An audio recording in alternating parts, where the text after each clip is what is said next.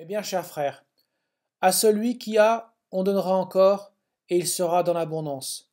Mais celui qui n'a rien se verra enlever même ce qu'il a, nous dit Jésus, dans l'évangile de ce dimanche. Cette chose bien curieuse que Jésus nous dit peut nous troubler, puisqu'effectivement, il donne à celui qui a déjà, même en abondance, il enlève même ce qu'il a à celui qui a rien, pour donner à celui qui en a déjà beaucoup. Eh bien, cela peut paraître curieux, mais effectivement, il y a une raison fondamentale à cela. Jésus nous donne l'exemple d'une parabole qui met en œuvre un maître qui part en voyage et qui a des serviteurs auxquels il confie, chacun selon sa mesure, des talents. À l'un 5 talents, à l'autre 2 talents, et enfin au dernier un seul talent.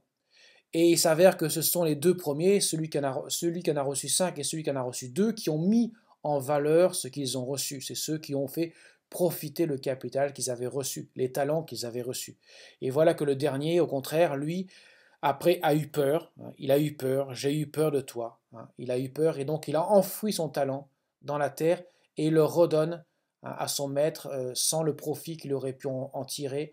Il le redonne à son maître et le qualifiant d'homme dur parce qu'il moissonne là où il n'a pas semé. Il ramasse le grain là où il ne l'a pas déposé en terre. Et justement, Jésus va lui faire ce reproche de ne pas avoir fait fructifier le talent qu'il a reçu, et donc va lui enlever pour le donner à celui qui en a déjà 10, celui qui a, qui a mis à profit les 5 talents qu'il avait reçus et qui en a gagné 5 autres.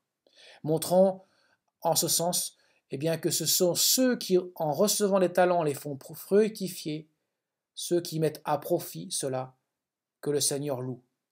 Ce qui veut dire clairement que ce n'est pas parce que j'ai reçu qu'un seul talent, ou que j'en ai reçu 5, ou j'en ai reçu 2, ou j'en ai reçu peu importe, ce qui compte en fait, c'est est-ce que je mets à profit ce que je reçois? Est-ce que je fais fructifier ce que le bon Dieu me donne?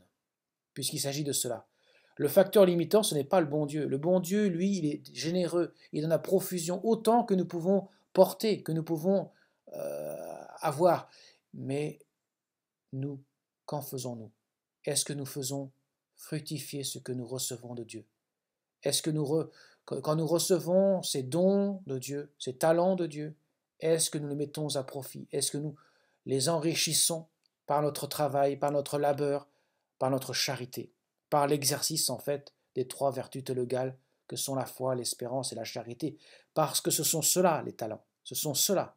Dieu nous donne la foi, l'espérance et la charité le jour de notre baptême et la grâce chaque jour pour mettre à profit cela, pour pousser ces 3 vertus théologales, foi, espérance, charité, jusqu'à l'héroïcité, afin que nous puissions devenir des saints.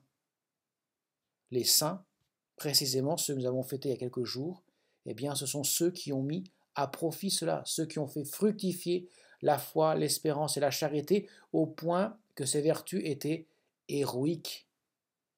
C'est cela la sainteté, ce qui montre bien que Dieu donne sans compter. Il donne autant que nous pouvons porter, mais que c'est à nous de faire fructifier, de mettre à profit ce que nous avons reçu. C'est la leçon que nous devons retenir.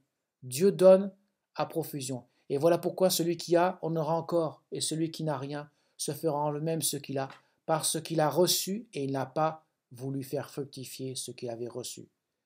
En montrant à quel point que la grandeur de l'homme vient de ce qu'il met en œuvre pour enrichir ce qu'il a reçu, et non pas vouloir mettre la main sur ce qu'il n'a pas ou se plaindre de ce qu'il n'a pas et que les autres ont, comme trop souvent l'homme de ce monde cherche à avoir et à ne voir que cela, alors que Dieu l'appelle à voir ce qu'il a reçu, ce qu'il a eu et qu'il doit faire fructifier pour qu'il puisse ainsi porter de nombreux fruits. Quand nous prenons la vie des saints, quand nous prenons simplement la vie des saints, avec leur simplicité, avec ce qu'ils avaient reçu, il y a des saints qui ont reçu de grands dons, d'autres qui ont reçu de petits dons. Sainte Bernadette Soubirous disait, moi je ne suis bonne à rien, seulement à éplucher des carottes, et je suis bonne à rien faire. Mais voilà qu'elle a su mettre à profit le peu qu'elle avait reçu, de telle sorte qu'elle est devenue grande sainte. L'humilité de son cœur a été telle que la grâce qu'elle a reçue a été fructifiée, elle a été très, très grande, et donc du coup, elle a pu ainsi aimer de l'amour de Dieu. Elle a cru sans compter, sa foi était grande, elle a espéré contre tout espoir vain, et elle a aimé de la mesure de l'amour de Dieu.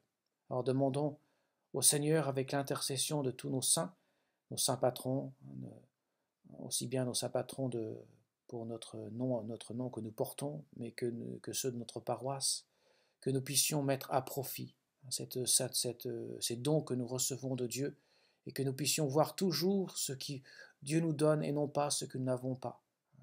Car ce que nous n'avons pas, nous aurons beau nous en plaindre, cela ne servira absolument à rien pour notre sanctification. Par contre, le peu que nous avons reçu, si nous savons en rendre grâce à Dieu, si nous savons l'offrir au Seigneur, si nous savons même offrir ce qui nous chagrine, ce qui nous déplaît, nos souffrances, nos épreuves, nous savons les unir à la croix du Seigneur, alors le Seigneur nous mettra à profit de ces dons, ce peu que nous ayons, c'est ce que nous avons à lui offrir, il les mettra à profit pour que nous puissions ainsi être dans la sainteté, et vivre dans l'amour de Dieu. Puisque l'amour de Dieu, ce n'est pas autre chose que de vivre justement ce que Dieu nous donne de vivre chaque jour. Voilà, tel est le chemin de la sainteté dans lequel nous sommes appelés.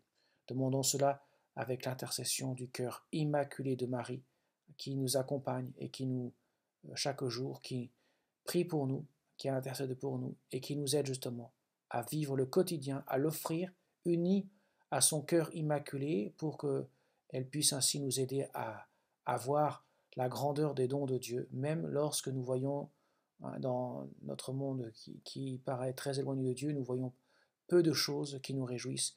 Eh bien, la Vierge Marie nous aide justement à voir ce qui est beau, ce que Dieu nous donne de beau, l'amour qu'il nous donne dans notre cœur, et qui passe souvent par des épreuves pour que nous puissions ainsi nous dépouiller, nous abandonner, et que nous puissions faire confiance, car la confiance, c'est le vase même de la miséricorde divine.